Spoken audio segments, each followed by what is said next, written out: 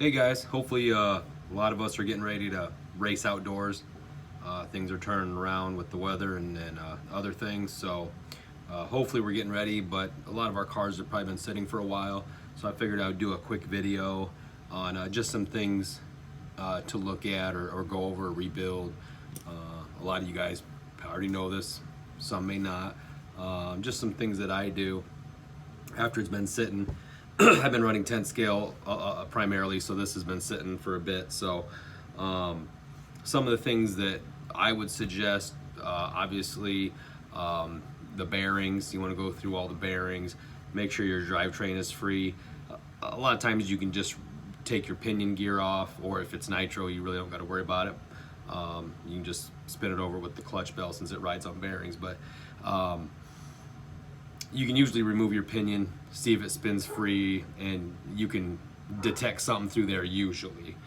If you're unsure, you can go axle to axle and go through it. But definitely check your bearings. You never know if there's moisture in them or what have you before you put it on the shelf. Another thing that seems to be overlooked a lot is the CVAs, this ball joint type setup right here where it goes in, that gets pretty crusty, and it's pretty amazing what you find when you take that apart. I know it's a pain in the butt, but you definitely want to go through there, keep those clean, and keep them lubricated for sure, because that definitely affects the way the car handles. And like I said, the best way is to take them apart and go through them, clean them really good, grease, even oil, anything just to keep them lubricated. I went cake grease on there because obviously you don't want dirt sticking on there, but just a light film would be good. Definitely rebuild your shocks. It's been sitting. Obviously we know what shock oil can do to O-rings, and sometimes you'll pop those things out and they look like Cheerios just from sitting. It's pretty incredible. So fresh O-rings along with the diffs too.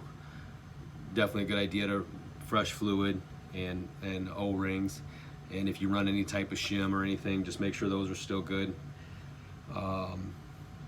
Also go through, remove the shocks, make sure your arms are free, obviously with the shocks off though, but you know, I'm sure you guys have seen your hinge pins, they'll get kind of crusty. I don't know, it's almost like an oxidation, I'm not sure if that's the right term for it, but just a buildup of gunk and stuff, and stuff will get bound up. So go ahead and make sure those are free. If you have to, pop them out, you know, put them in the Dremel or the drill and spin them over, get them polished up, and get that all free.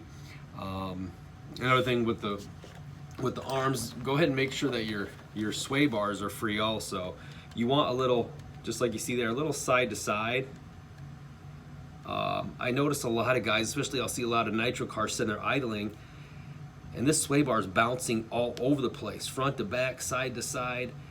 You don't want front to back, or you don't want it to move this way. You just want side to side. You don't want it to be able to move like this. You can go and unhook it from the arms and just do your set screws. Actually do them all the way down, one at a time, till they lock it up, and then back it off a hair. And that'll give you the side to side. It's amazing how many sway bars I see are completely locked, or they're just bouncing all over the place. So something easy to make sure your bar's working right, and it's free. Another thing to check too, while you're going through it, is make sure your pivot balls are nice and free. You can simply, you know, undo your steering link and make sure it's free. If something feels funny, you can go through, you know, obviously take it apart, clean it up, make sure you snug these down. Kind of the same scenario, snug them down till they grab, and then back it off a hair, and make sure it's free. So also really not a whole lot, obviously your diff and stuff's in here, but I've seen, you know, I'm sure we've all seen suddenly our electronics aren't stuck down anymore. Sometimes I'm not sure if it's weather, you know, temperature change or what it might be, but make sure everything is still stuck solid.